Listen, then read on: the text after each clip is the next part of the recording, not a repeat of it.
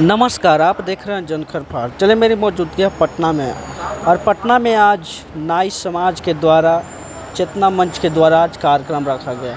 ये कार्यक्रम इसलिए है कि जो इन लोग को जो वर्तमान सरकार है या विपक्ष में जो सरकार है, इन लोग को अनदेखा कर रहा है। इन लोग का मानना है कि अगर सरकार हम लोग को सत्ता में हिस्सेदारी या हम लोग को सीट को मांग को पूरा नहीं करती है, तो जो हम लोग को भागीदारी की बात करेगा, जो हम लोग को हिस्सेदारी की बात करेगा, उनके साथ हम लोग देख सकते हैं जिनका राष्ट्रीय अध्यक्ष अनंत कुमार क्या कुछ बोल रहे हैं। दीप प्रज्वल करके और नारा लगा के हाथ जोड़ के किस प्रकार से नाराबाजी कर रहे हैं। इन लोग का मानना है कि सरकार हम लोग को जो 4% जो है बिहार में, हम लोग को भी राजनीतिक में हिस्सेदारी दे।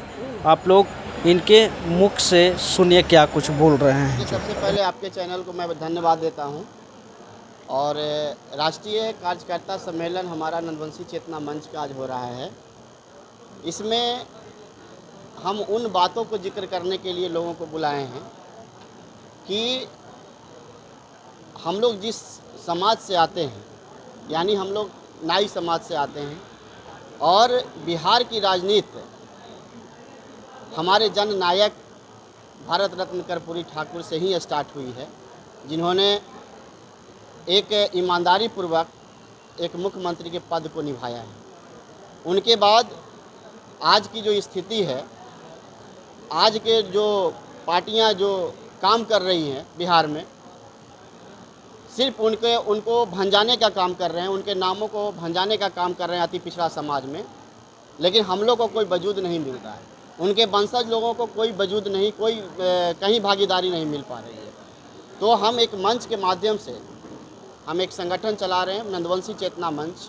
इस संगठन के माध्यम से हम अपने लोगों को एक सम्मेलन में बुलाकर हम अपने कार्यकर्ताओं को ये निर्णय लेने वाले हैं कि हमारी जो भागीदारी है, हमारी जो हिस्सेदारी है, वो किस प्रकार मिलेगी और हमें इसके लिए क्या करना पड़ेगा। क्योंकि सारी पार्टियां अपने अपने कामों में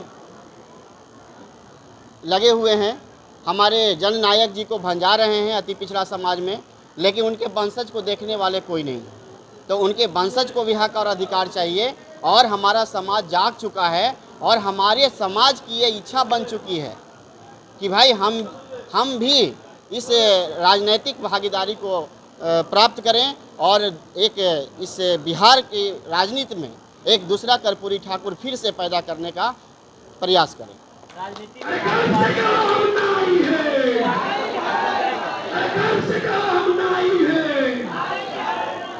राजनीतिक क्या बताएं? राजनीति में भागीदारी के लिए अपने समाज को किस पार्टी को समर्थन करेंगे? देखिए, अभी हम लोग किसी पार्टी और किसी पॉलिटिक्स का बात नहीं कर रहे हैं, ठीक है। जो हमें तरजीह देगा, जो हमें भागीदारी सत्ता में देगी पार्टी, हम लोग उसके साथ जाएंगे। अगर नहीं देती है तो हम लोग फिर उस पर विचार करने के लिए बैठे। हाँ, चुनाव सर पे है। हमारी जो आबादी है बिहार में, जो जनगणना के अनुसार जो हमारी आबादी है, ठीक है, हमारी आबादी लगभग 25 लाख की जनगणना के अनुसार है। ये बिहार सरकार की जनगणना के अनुसार है, और इस जनगणना के अनुसार हमें 4 टिकट का जो है अधिकार है। तो 4 टिकट हमें मिलनी चाहिए, चाहे जो समाज दे, चाहे जो पार्टियां दे। जो पार्टी हम लोग को 4 टिकट देने में सफल रहेगी, हम लोग उसके साथ रहेंगे और उनको वोट करेंगे। जेडीयू की तरफ से कहा जा रहा है कर्पूरी के सपनों को हमने साकार करने का काम किया, तो क्या जेडीयू को समर्थन देंगे आप? कर्पूरी जी के सपनों को साकार अभी कैसे मानेंगे हम, बताइए आप, कैसे मानेंगे? सिर्फ कर्पूरी जी को माला चढ़ाने से हम लोग सपना साकार हो जाएगा? कर्पूरी जी जननायक बने, भारत रत्न मिली, सब कुछ ठीक है, लेकिन उनके जो वंशज हैं उनको कोई तरजीह नहीं मिल रही है। इसलिए उनको तरजीह अगर जो पार्टी देते हैं, हम लोग उनके साथ हैं। आनंद जी, इस भरे रैली में राहुल गांधी को भी जननायक के नामों से कहा जा रहा है, कुछ लोगों के द्वारा, ये पार्टियों के द्वारा। कैसे देखते हैं, क्या कहेंगे? देखिए, जननायक कहने से नहीं ना होता है। जननायक के ऊपर अगर हम अपने आप को कहें कि हम हाथी हैं, तो हम हाथी नहीं हो जाएंगे। ये हमारा समाज, हमारा बिहार, हमारा भारत, हमारा देश के जन जन से आवाज़ अगर आएगी कि हाँ आप जननायक हैं, तो ठीक है। जननायक की उपाधि लेना कोई आसान काम थोड़े है। हम सिर्फ कह देंगे कि हम जननायक हो गए, तो उससे ये एक तंज है। और ये इसका मैं विरोध करता हूँ इस मंच के माध्यम से।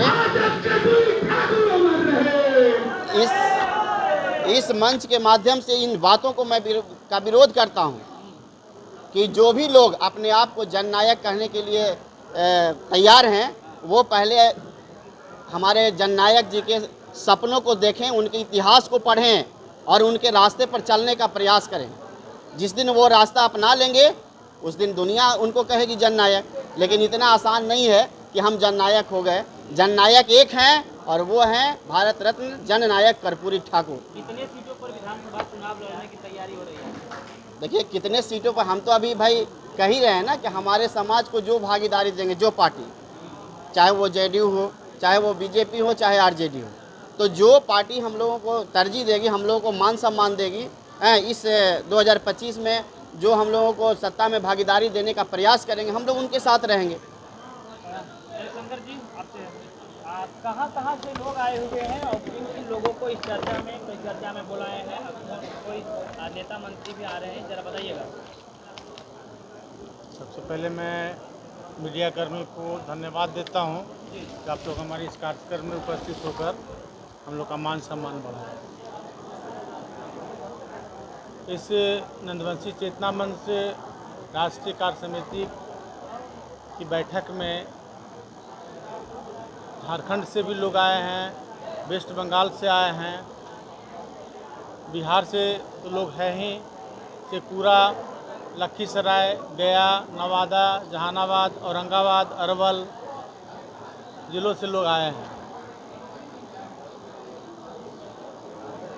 क्या रणनीति रहेगी इस बैठक को लेकर? अभी जो हमारे राष्ट्रीय अध्यक्ष जी ने बताया, हम लोग अपने कार्यकर्ताओं से मंतव्य लेकर के उनकी राय जानना चाहेंगे कि हम लोग को आगे क्या करना है।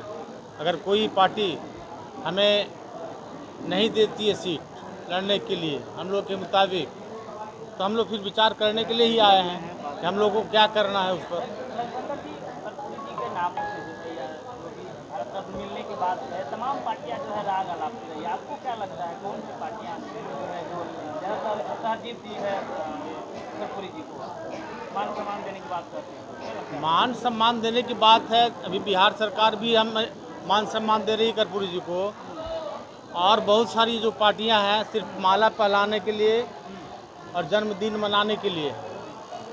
हमारे प्रधानमंत्री नरेंद्र मोदी जी ने इन सबों पर विचार किया और उन्हें भारत रत्न दिया। मैं उन्हें धन्यवाद करता हूं, धन्यवाद देता हूं अपने समाज की ओर से।